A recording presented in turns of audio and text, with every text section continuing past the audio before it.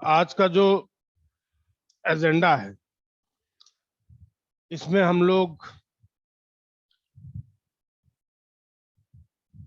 Second chance algorithm के बारे में पढ़ेंगे। जैसा कि नाम से ही पता चल रहा है, सेकेंड चांस। हम किसी पेज को सेकेंड चांस दे रहे हैं। We are providing second chance to a page. और किस लिए सेकेंड चांस मिल रहा है? तो replacement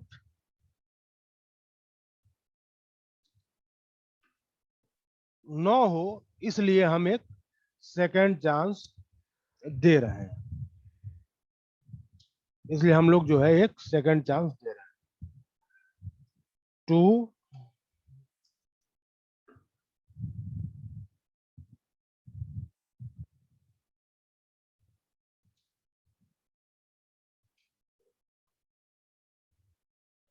keep the page in the memory. ठीक है, तो सेकेंड चांस एल्गोरिदम जो है, इसके लिए फीफो एल्गोरिदम एक बेस के तरीके से काम करता है। ठीक है, तो FIFO acts as base in second chance algorithm, SCA। ठीक है, अब हर पेज के साथ हम लोग एक रेफरेंस बिट ऐड करेंगे। हर पेज के साथ हम लोग एक रेफरेंस बिट को क्या करेंगे? ऐड करेंगे।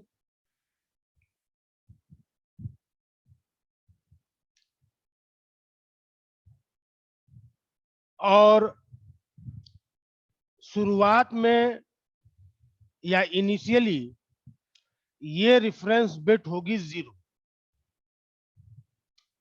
जब कोई पेज दोबारा रेफर किया जाएगा,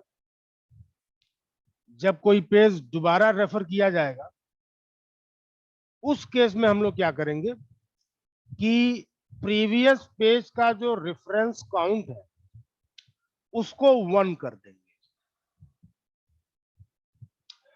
और जब भी हमें पेज को रिप्लेस करने की जरूरत पड़ेगी तो हम उस पेज को बिल्कुल भी रिप्लेस नहीं करेंगे जिसके लिए रेफरेंस बिट 1 है। यानी अगर किसी पेज का रेफरेंस बिट 1 है तो एक चीज क्लियर हो गया है कि रिसेंटली वो अभी दोबारा यूज हुआ है। और LRU में हम लोगों ने इस बात को देखा था कि recent past is a good indicator of near future. यानी वो पेज जो हाल फिलहाल यूज किया गया है, रेफर किया गया है, आगे भी भविष्य में भी उसका इस्तेमाल होगा। अब यहां जो है एक रेफरेंस स्ट्रिंग ली गई है।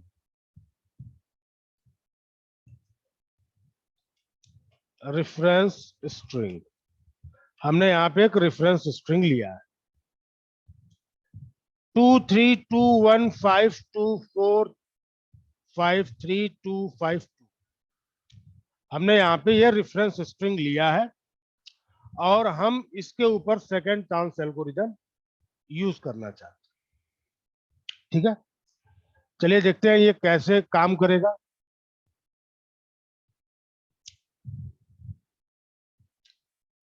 ये देखिए, इनिशियली ये जो हमने 3 फ्रेम्स को लेके हम लोग काम कर रहे थे उसको मैंने इम्पटी रखा। ये सब इम्पटी है। और पहला पेज जो रेफर हो रहा है वो क्या है? 2 है। The first page being referred is 2। तो 2 को हम लोग क्या किए? यहां लेके आए और 2 के साथ जो रेफरेंस बिट है उसको मैंने 0 कर दिया। ध्यान दीजिए, पहली बार जब भी कोई पेज यहां एंटर करेगा वो 0 होगा। फिर देखिए 3 यहां से इन हुआ, 3 0 हो गया और 2 ऑलरेडी 0 था। अब जरा देखिए कि अगला कौन सा है, 2, यानी 2 एक बार और रेफर किया गया, तो 2 तो ऑलरेडी यहां पे पड़ा हुआ है ना। देखिए 2 ऑलरेडी यहां पे पड़ा हुआ है और 2 को यहां पे दोबारा क्या किया गया, रेफर किया गया। तो अब हम लोग क्या करेंगे, 2 का जो रेफरेंस बिट था इसको कर देंगे 1। तो मैंने अभी थोड़ी देर पहले क्या कहा था, फर्स्ट टाइम जब भी कोई पेज रेफर होगा तो उसके साथ रेफरेंस बिट होगा 0। तो यहां देखिए तो 2 का रेफरेंस बिट 0 है, यहाँ 2 और 3 दोनों का रेफरेंस बिट 0 है, बट ये देखिए चौथे नंबर पे देखिए 2 का रेफरेंस बिट क्या हो गया, 1 हो गया। 2 का रेफरेंस बिट 1 हो गया और 3 का 0 है। अब देखिए अगला कौन सा आया, 1। तो 1 तो यहाँ नहीं है और जगह खाली है, तो 1 को हम लोगों ने यहाँ पे इंसर्ट कर दिया। देखिए 1 यहाँ पे आ गया। ठीक है, अब देखिए अगला जो पेज रेफर हो रहा है वो है 5। तो 3 का 0, 1 का 0, 2 का 1। अब ये हो गया है फुल। ये क्या हो गया है, ये हो गया है फुल। यहाँ पे जो है वो जगह जो है नहीं है, ये हो गया है फुल। और अब रिप्लेसमेंट हमको करना है। तो जब हम लोग रिप्लेसमेंट करेंगे तो हमें क्या ध्यान देना है कि वो पेज जिसके लिए रिफरेंस काउंट 1 है वो आगे भविष्य में इस्तेमाल होगा, इस बात की प्रोबेबिलिटी ज्यादा है, तो उसको मेमोरी से हटाने की जरूरत नहीं। अब अपने पास बचे ये दो, कौन कौन दो बचे, तो 3 और 1। इनमें से हमें एक विक्टिम को सेलेक्ट करना। अब ये जो 3 और 1 है, अब यहां जो है क्या हम लोग लगाएंगे, तो यहां हम लोग लगाएंगे FIFO scheme. We will use here FIFO scheme, first in first out. Now question arises कि 3 और 1 इन दोनों में से सबसे पहले कौन आया है, इन दोनों में से सबसे पहले कौन आया, आंसर इज 3। तो जो पहले आया है वो पहले यहां से आउट हो।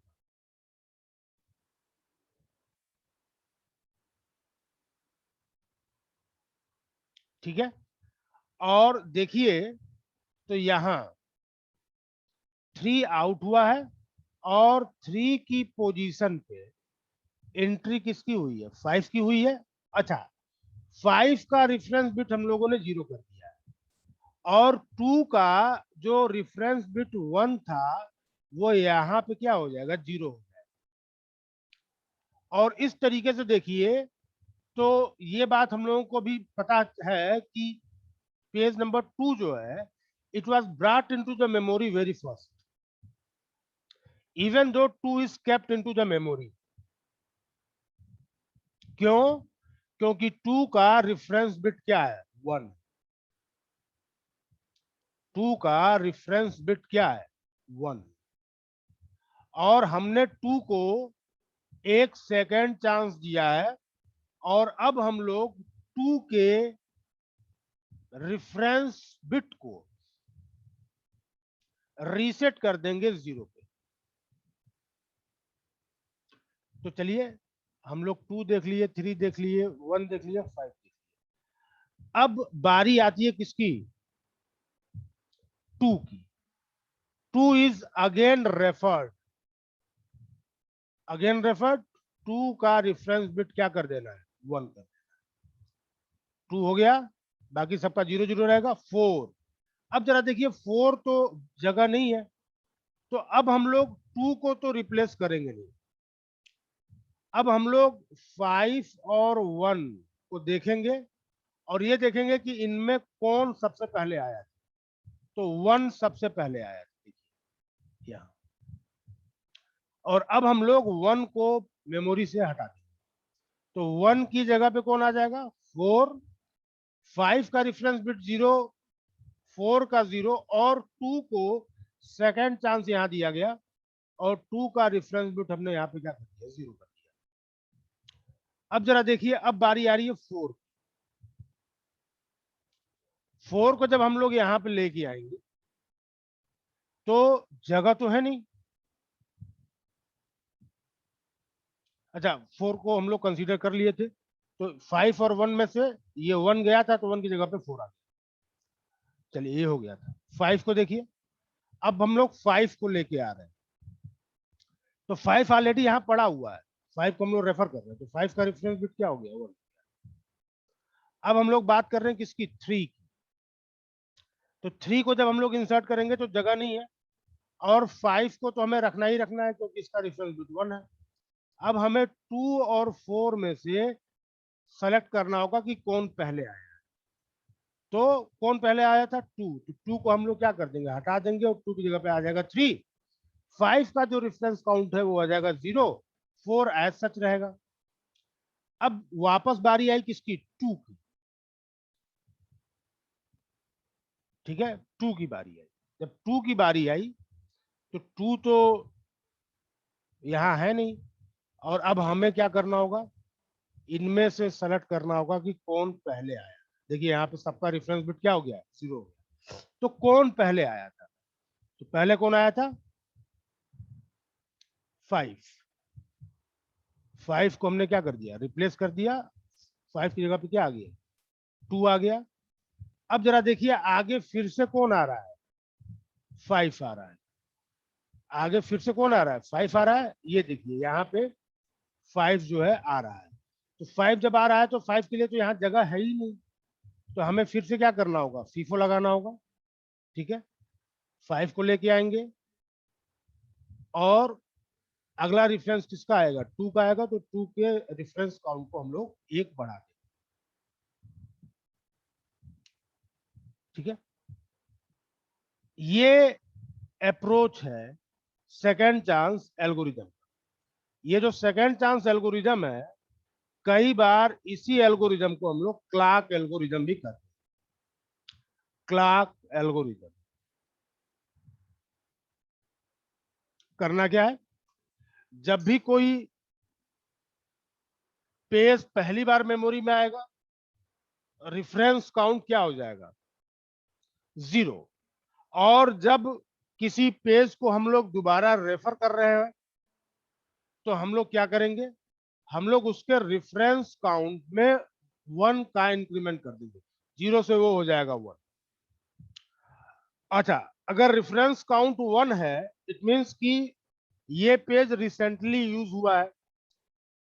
तो एलआरयू में हम लोगों ने क्या देखा?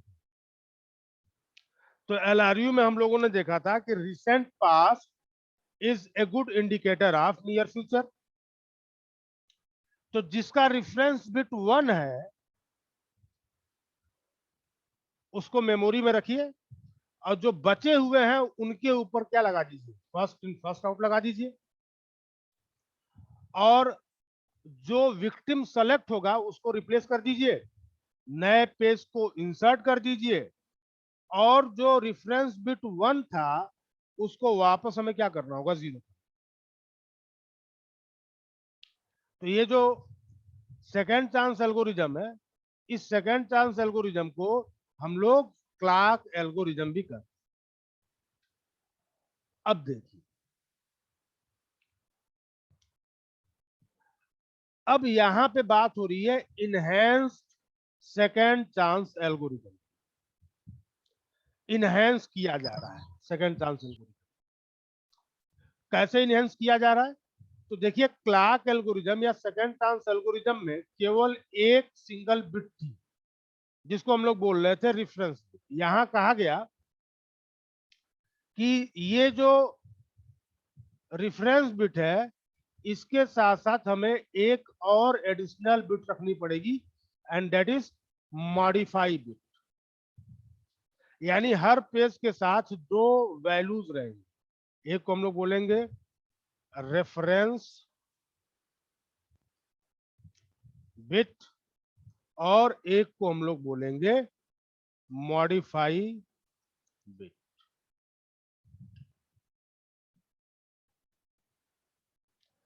ठीक है।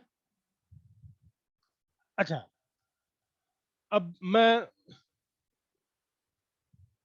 कुछ बातें आपको और जरा बताऊं कि जब भी कोई प्रोसेस हम लोग कंसीडर करते हैं, तो प्रोसेस के पास जो भी पेजेस हैं, उन पेजेस को ऑपरेशन के पॉइंट ऑफ व्यू से हम लोग कैटेगराइज करें, तो एक कैटेगरी आएगी किसकी? रीड की। रीड करना means we are reading the page. दूसरा क्या आएगा? दूसरा आएगा राइटिंग। पेज को हम लोग राइट भी करेंगे, और पेज को अगर हम लोग राइट करेंगे तो पेज हमारा क्या हो जाएगा? अपडेट हो जाएगा, मॉडिफाई। तो अगर हम लोगों ने यहाँ पे राइट ऑपरेशन परफॉर्म किया है, तो ये क्या हो जाएगा? मॉडिफाई हो जाएगा। और तीसरे नंबर पे एक आता है, इसको बोलते हैं एग्जीक्यूशन। तो तीन ही चीजें हैं। किसी भी पेज के ऊपर या तो हम लोग रीड ऑपरेशन परफॉर्म करेंगे, या तो राइट करेंगे, या फिर उसको एग्जीक्यूट करेंगे। That's it.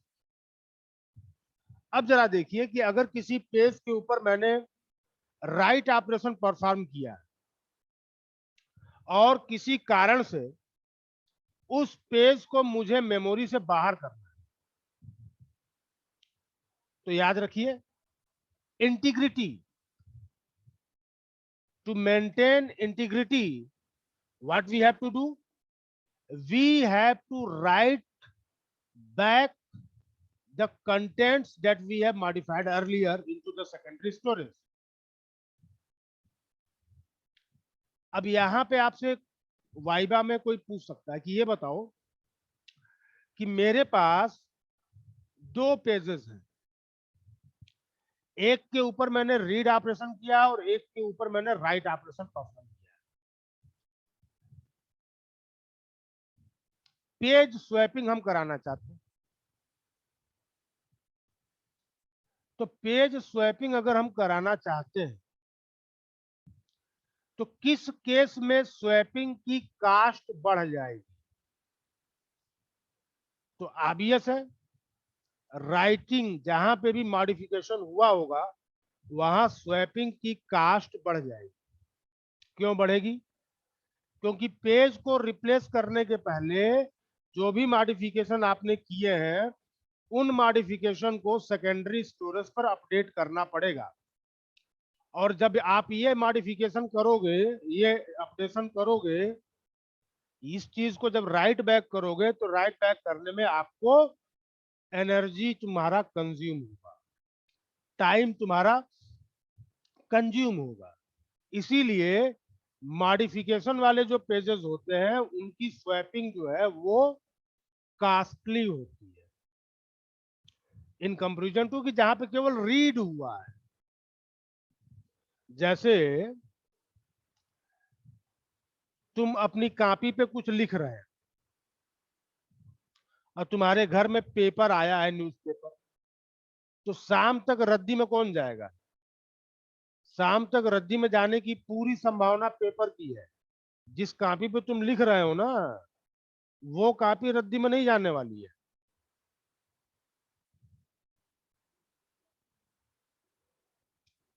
अब यहां कहा गया कि हम लोग हर पेज के साथ 2 बिट का एडिशनल इंफॉर्मेशन रखते हैं।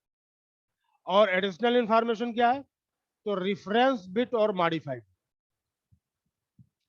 अब इसके बेसिस पे अपने पास 4 क्लासेस बनेंगी।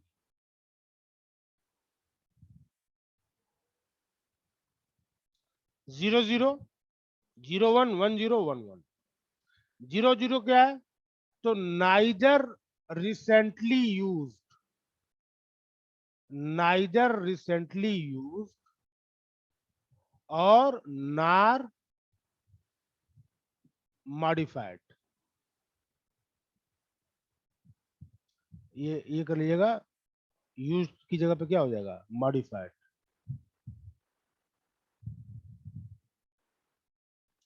और this is the best page to replace, this is the best page to replace. यहां पे करेक्शन करेक्शन होगा, नाइदर रिसेंटली यूज नार, ये क्या हो जाएगा? नार मॉडिफाइड, नार मॉडिफाइड। दूसरी कैटेगरी क्या है? 01। 0 मतलब not recently use but modified, इस पेज को मॉडिफाई किया गया है।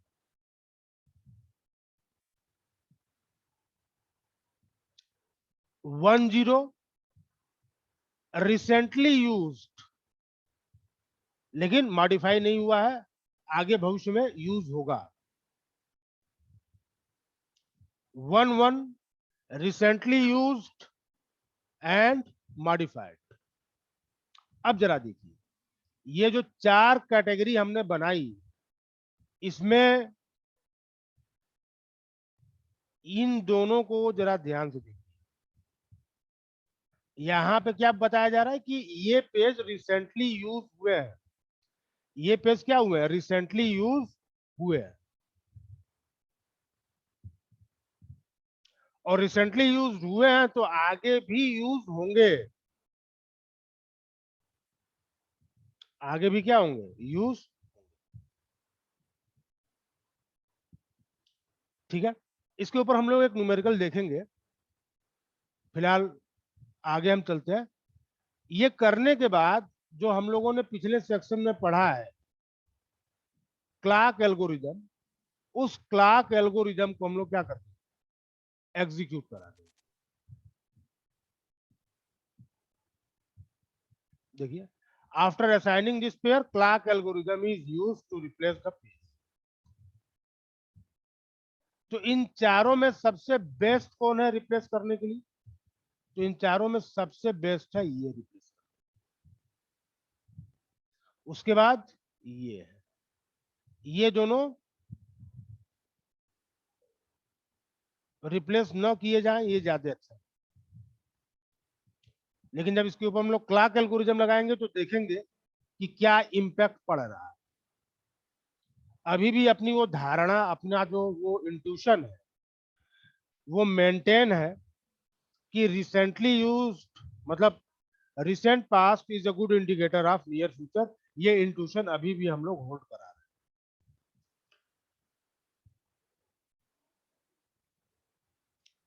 आगे आइए, एक तरीका दिया गया जिसको बोला गया counting based algorithm, counting based algorithm. अब देखिए काउंटिंग बेस्ड में क्या कहा गया कि हर पेज के साथ हम लोग एक काउंटर लगा देंगे, हर पेज के साथ हम लोग एक काउंटर लगा देंगे, और जब भी कोई पेज दोबारा रेफर होगा हम लोग काउंटर में 1 का इंक्रीमेंट, काउंटर में 1 का इंक्रीमेंट कर। इससे क्या पता चल रहा है? इससे ये पता चल रहा है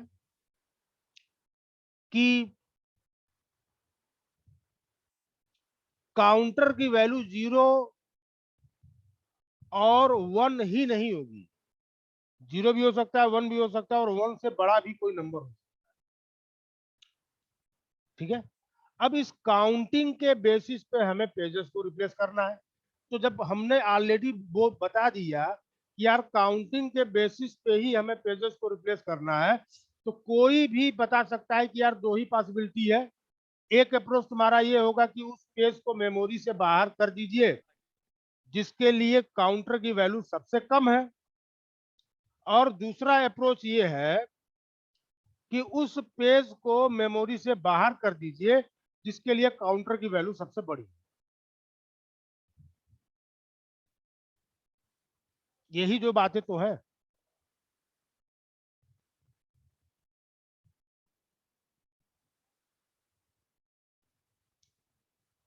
काउंटर क्या बोल रहा, काउंटिंग क्या बोल रहा, काउंटिंग ये बोल रहा है कि अगर कोई पेज दोबारा रेफर किया जा रहा है तो काउंटर की वैल्यू को आप बढ़ाते रहिए, इंक्रीमेंट देते रहिए 1 का।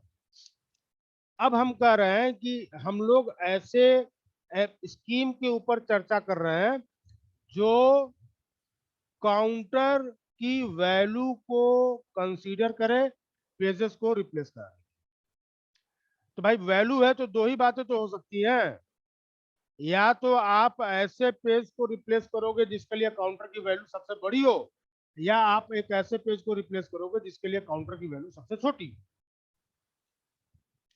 जो पहला नंबर है वो है लिस्ट फ्रीक्वेंटली यूज, यानी वो पेज जो कभी कभार इस्तेमाल किया जा रहा है उसको मेमोरी से बाहर। और डेली लाइफ में हम लोग यही चीज तो देखते हैं, जब हम अपने घर की सफाई करते हैं तो कूड़े में उन आइटम्स को निकालते हैं जिनका इस्तेमाल हमने काफी दिनों से नहीं किया है। Least recently used items are always thrown out of the home.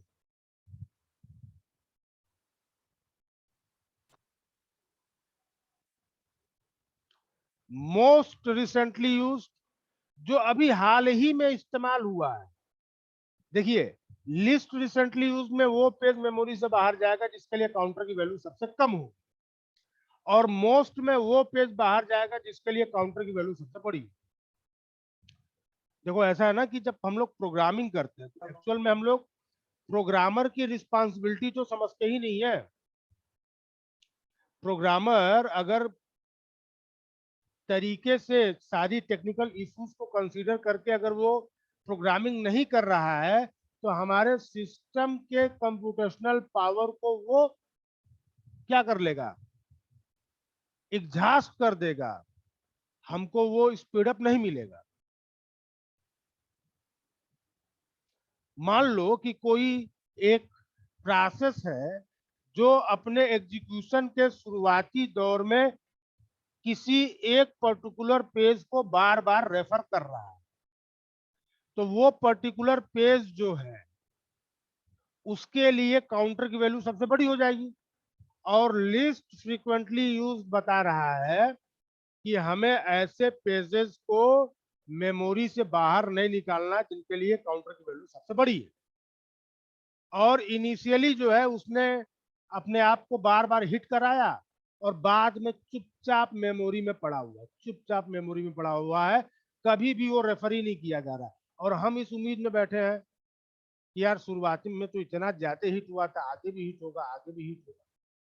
ये एक भ्रम है, ये एक इसका ड्रॉबैक है, और इसी चीज को रिमूव करने के लिए कंसेप्ट आया मोस्ट रिसेंटली यूज। कहा गया कि मोस्ट रिसेंटली यूज्ड है, ये मतलब हाल फिलहाल अभी ये मेमोरी में आया है, अभी हाल फिलहाल आया है तो उसको थोड़ी देर रहने दो। होता है ना जैसे कोई क्रिकेट प्लेयर क्या नया नया एंट्री होता है टीम में, तो हम लोग ये उम्मीद नहीं करते हैं कि आते ही जो है वो डबल सेंचुरी जमा देगा, नहीं। हम उसको एक मौका देते हैं, सफिशियंट टाइम उसको दिया जाता है अपने आप को साबित करने। ठीक है, मोस्ट फ्रिक्वेंटली यूज्ड। अब हम लोग बात करते हैं फ्रेम एलोकेशन। देखिए फ्रेम का एग्जिस्टेंस प्राइमरी मेमोरी पे है। अब इन्हीं फ्रेम को हम लोग प्रोसेसेस के बीच में बांटते हैं। यही फ्रेम्स जो है वो प्रोसेसेस में क्या होते हैं, बांटे। इक्वल एलोकेशन क्या बोल रहा है कि भाई total number of frames divide by total number of processes. किसी के साथ कोई भी पक्षपात नहीं करना है, इक्वल एलोकेशन।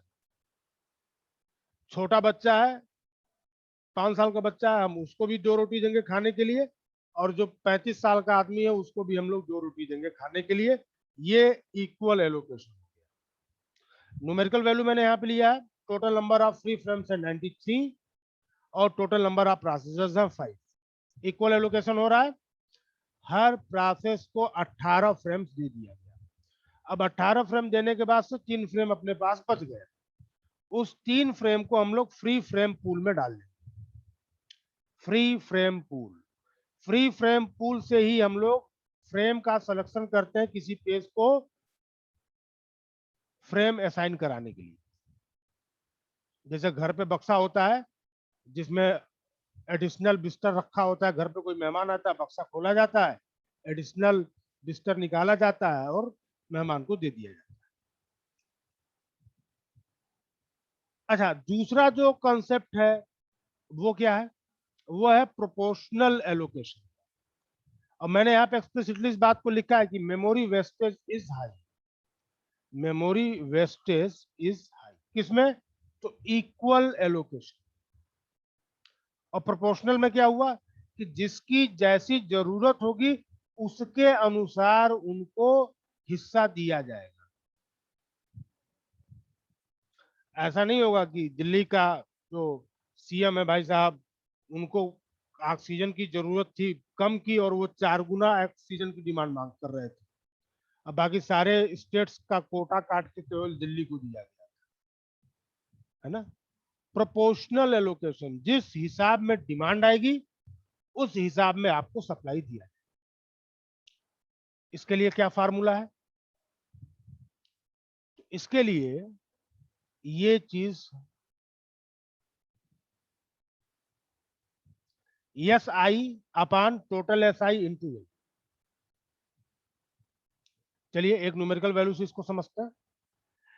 एक प्रोसेस, दो प्रोसेस को मैंने कंसीडर किया P1 और P1 की पेज साइज मतलब कितने नंबर ऑफ पेजेस हैं? 10। P2 में 27। और total number of available frames कितने भाई? 62। तो P1 को कितना एलोकेट होगा?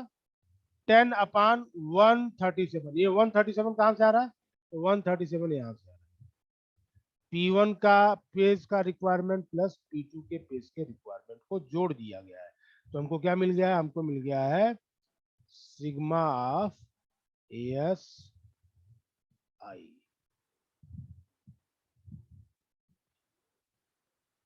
तो अब P1 का एलोकेशन कितने का हो गया? 4 का, और P2 का हो गया 57 का। ठीक है, ये दो फ्रेम एलोकेशन की स्कीम है। अब देखिए हम लोग फ्रेम को मेमोरी से बाहर कर, हम लोग फ्रेम को मेमोरी से बाहर कर रहे हैं भाई, पेज तो लॉजिकल है। तो फ्रेम को अगर हमें मेमोरी से बाहर करना है तो किस फ्रेम को हम बाहर करें? इसको लेकर दो बातें बताई। एक को बोला गया ग्लोबल रिप्लेसमेंट। मान लीजिए कि आपके सिस्टम में 5 प्रोसेसेस हैं, P1, P2, P3, P4 और P5, और मुझे किसी एक पर्टिकुलर फ्रेम को बाहर करना है। तो एक तरीका ग्लोबल रिप्लेसमेंट क्या बोलता है कि भाई साहब ये पांचों के फ्रेम को देखिए और इस पूरे सेट में से किसी एक को बाहर निकालिए। ग्लोबली हमारे सिस्टम में जितने नंबर ऑफ प्रोसेसेस हैं उन प्रोसेसेस को आपको क्या करना है? कंसीडर करना है।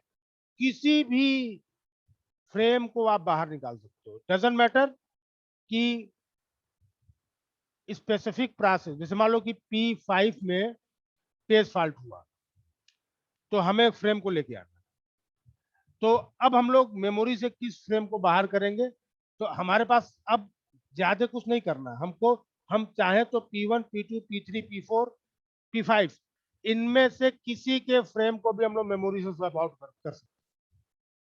और अगर ऐसा हो रहा है तो हम लोग बोलेंगे दिस इज ग्लोबल रिप्लेसमेंट। और लोकल रिप्लेसमेंट P5 में पेज फॉल्ट हुआ है ना, तो P5 को जो हम लोगों ने पेज फ्रेम्स दिए हुए हैं, उन फ्रेम में से हमें विक्टिम फ्रेम को निकालना। यानी अगर आपके घर कोई मेहमान आ रहा है तो उसको भोजन पानी आप ही कराएंगे, ये लोकल हो गया। और आपके घर में मेहमान आ गया, आपकी कॉलोनी में से कोई भी आकर उसको भोजन करा सकता है, ये ग्लोबल हो। अब एक कंसेप्ट आता है जिसको बोलते हैं थ्रेसिंग। थ्रेसिंग का मतलब क्या होता है? थ्रेसिंग मीन्स होता है हाई पेजिंग एक्टिविटी। अगर कोई प्रोसेस एग्जीक्यूशन पर समय स्पेंड करने के बजाय पेजिंग एक्टिविटी में ज्यादा इन्वॉल्व हो जा रहा है, पेजिंग एक्टिविटी में अगर वो ज्यादा इन्वॉल्व है और एग्जीक्यूशन पे उसको कम ध्यान उसका जा रहा है, बार बार पेज फॉल्ट हो रहा है, तो हम लोग बोलेंगे this is the case of threshing. और याद करो, मैंने एक एग्जांपल दिया था, मैंने कहा था कि keep the size of page very small. तो मैंने वहां पे कहा था कि अगर बहुत छोटा कर लोगे तो नंबर ऑफ पेजेस क्या हो जाएंगे, बहुत ज्यादा बढ़ जाएंगे। ठीक है, तो अब जो है हम लोग इसके ऊपर एक लेक्चर और करेंगे, फिर हम लोगों का ये वर्चुअल मेमोरी वाला पार्ट खत्म हो जाएगा। Then after we will move to secondary storage में जो न्यूमेरिकल पार्ट है, और उसके बाद से 3-4 क्लास और, जिसमें मुझे कुछ फाइल के बारे में बताना है, वो कथा कहानी है, तो वो करके ये कहानी खत्म। ठीक है, तो this is for the day, आज का लेक्चर यहीं तक।